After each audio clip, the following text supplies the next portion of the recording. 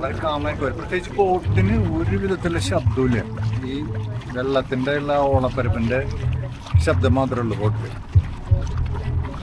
പ്രത്യേകിച്ച് ഈ പ്രദേശം തന്നെ നമ്മൾ ആലപ്പുഴയിൽ നിന്ന് പോകേണ്ട ആവശ്യമില്ല. തൃശ്ശൂർക്കാർക്ക് വന്ന് കറങ്ങാൻ ഒരു ദിവസം വന്നു കഴിഞ്ഞാൽ നിങ്ങളൊരു 10-15 ആളെ വരെ ഈ ബോട്ടിൽ കൊള്ളും. 15 ആൾ കൂടി വന്നു കഴിഞ്ഞാൽ നമുക്ക് ചെറിയ കാശേ വരുള്ളൂ. ഒരാൾക്കൊരു മാക്സിമം 150 രൂപയാണ് ഒരാൾക്ക് വരാൻ പോണത്.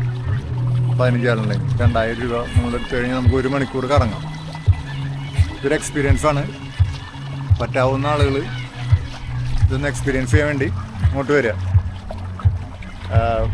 ഞങ്ങളിവിടെ വന്നപ്പോൾ വേറെ ആരും ഉണ്ടായിരുന്നില്ല. അതുകൊണ്ട് തന്നെ ഞങ്ങൾ 1 മണിക്കൂർ നേരത്തേക്ക് ബോട്ട് എടുത്തു.